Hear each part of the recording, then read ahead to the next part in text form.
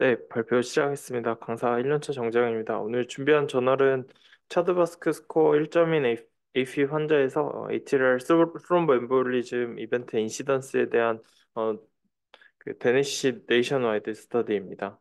그래서 아시다시피 에이트럴 피브릴레이션은 이스키믹 스트로크의 리스크를 증가시키는 것으로 알려져 있고 또 오랄 안티코아귤런트 사용이 이러한 리스크를 프리벤션 하는데 에피커시가 있는 것으로 알려져 있습니다.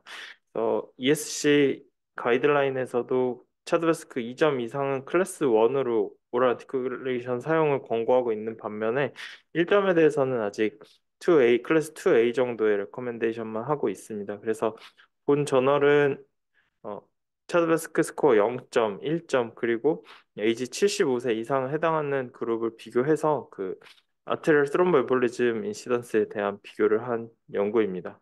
그래서 데니시 내셔널와이드 레지스터리를 이용했고 환자 진단은 ICD-10 코드랑 약물은 처방된 기록을 근거로 해서 환자 데이터를 수집을 했습니다.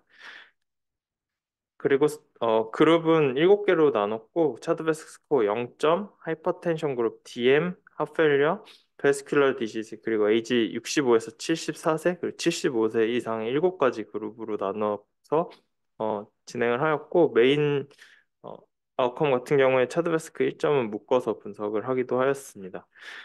그래서 옵저베이셔널 스터디고 프라이머리 아웃컴은 아테리얼 스롬보 엠볼리즘 이벤트로 인한 하스피탈 어드미션이 되겠고 세컨더리 아웃컴으로는 올코즈 모탈리티와 블리딩으로 인한 입원이 되겠습니다.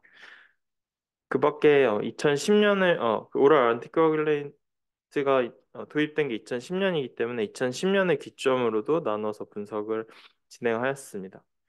그래서 2000년부터 2021년까지 환자들을 대상으로 하였고, APB 첫 진단된 환자들을 대상으로 하였고, VT가 있거나, 메카니컬 밸브가 있거나, 아테리얼 트롬보 엠볼리즘 이벤트가 이전에 있었거나, 체드베스크 스코어 1점이 넘거나, AFib 진단 전후로 이미 오랄 안티코아귤레이션을 쓰고 있는 환자는 모두 제외하였고, 그래서 체드베스크 스코어 0점인 그룹이 2만 6천 명, 1점인 그룹이 전체 2만 2천 명 정도, 그리고 2점인 그룹이 1만 4천 명 정도 보되었습니다. 그래서 베이스라인 캐릭터리스틱스에서 특징은 어, 그 하이퍼텐션과 DM이 있는 환자에서 CKD 버든이 높았고 그다음에 고령인 그룹에서 말리그넌시와 COPD의 프레벌런스가 높았다는 점 정도가 있겠고 아스피린 사용은 2000에서 2010년도까지가 그 이후보다 더 높았던 차이점이 좀 있었습니다. 결과를 보여드리면 큐뮬러티브 인시던스에 대해서 차드베스코 2점 넘는 그룹이 1점 서브 그룹들보다 모두 아테리얼 스롬보 엠볼리즘 이벤트가 많았고 0점인 그룹은 1점인 그룹보다 낮았습니다. 서브 그룹 스터디에서도 우선 남녀를 나눠서 비교했을 때 각각의 점수 길이는 통계적으로 유의한 차이는 없었고 마찬가지로 2점이 가장 인시던스가 높고 0점이 가장 낮은 동일한 경향성을 보여주었고 0점인 그룹을 남자 여자로 나눠서 분석을 하였을 때도 마찬가지로 같은 경향성을 보여주었습니다. 그리고 서브 그룹을 한 대로 1점으로 묶어서 분석했을 때도 세 그룹 간의 유의한 차이가 여전히 존재하였고 서브 그룹 5개를 동시에 비교하였을 때는 서브 그룹 간에서는 유의한 차이는 없었습니다. 그리고 2000년대와 2010년을 기점으로 아웃컴을 분석하였을 때도 앞선 결과들과 같은 2점이 가장 인시던스가 높고 1점 그다음에 0점 순서인 같은 경향을 나타냈습니다. 그리고 모탈리티 같은 경우에도 마찬가지로 차드베스코 2점인 그룹이 가장 인시던스가 높았고 블리딩 같은 경우에는 0점인 그룹이 유의하게 통계적으로 낮았습니다.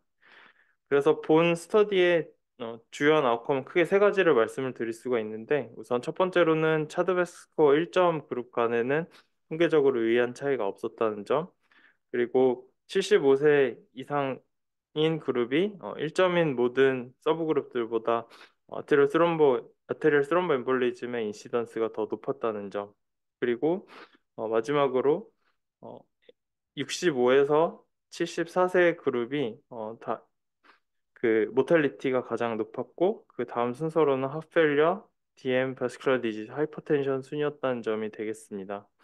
어, 그리고 어, 그 서브그룹을 각각 65세에서 74세를 기준으로 각각 비교했을 때는 하이퍼텐션과 하펠리어 그룹이 아테로스롬보 엠볼리즘의 인시던스가 좀 더 낮게 분석이 되긴 통계적으로 유효하게 낮게 분석이 되기는 하였는데 클리니컬 프랙티스에 적용을 하기 위해서는 추가적인 연구가 필요할 것으로 저자들은 말하고 있습니다. 그리고 앞선 결과로부터 차드베스크 스코어가 낮아서 로우 리스크 페이션트 그룹에서는 섹스 카테고리가 통계적으로 유의하지 않게 작용하는 것을 다시 한번 확인할 수 있었습니다.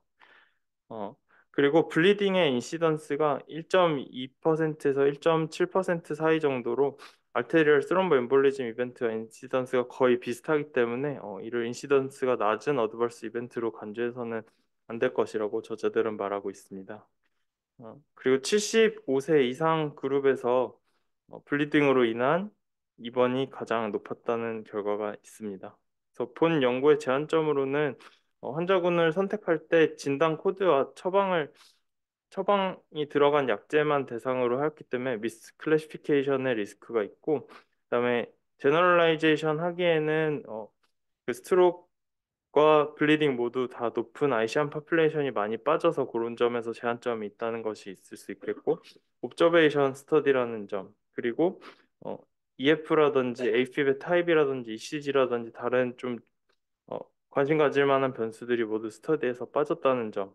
그리고 어, 약 처방이 되지 않고 라이프스타일 모디피케이션만 하는 뭐 하이퍼텐션이나 DM 같은 환자들은 카운트가 되지 않아서 결과에 좀 영향을 미칠 수 있다는 점이 제한점이 되겠습니다. 그리고 끝으로 서브그룹 몇 가지들이 또 숫자가 크지 않았기 때문에 이 또한 결과 분석하는 데 있어서 제한점이 되겠습니다. 그래서 다시 요약해서 말씀드리면 차드바스크 스코어 1점은 75세 이상 그룹에 비해서는 아테리얼 스롬보 엠볼리즘 인시던스가 좀 낮은 편이고 0점보다는 통계적으로 유의하게 높은 결과를 나타냈고 어, 차드베스크 스코어 1점 그룹 간에 비교한 연구는 많이 없었는데 여기서 크게 차이가 없었기 때문에 이는 기존 가이드라인에서 차드베스크 스코어 1점인 경우에는 환자의 클리니컬 베네핏을 생각해서 인디비주얼라이즈 해서 치료를 해야 된다는 기존 가이드라인에 대한 기존 가이드라인의 레커멘데이션을 좀 더 덧받침할 수 있는 결과라고 해석을 하고 있습니다. 예, 이상입니다.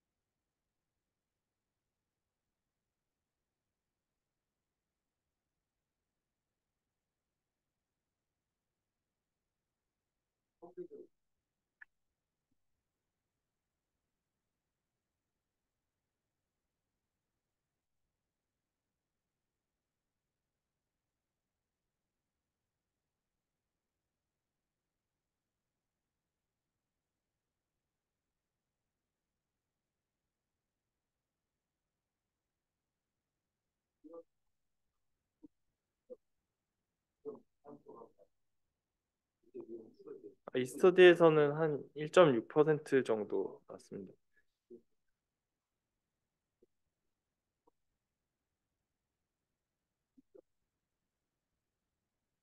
그 1점, 네.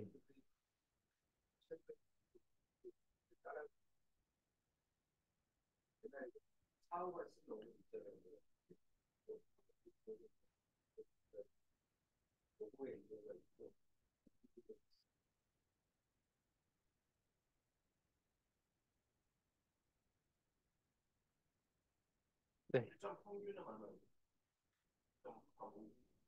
그 아까 뒤쪽에 디스커션에서 얘기할 때는 앞선 연구랑 비슷하게 한 1.6% 정도로 얘기하고 있습니다.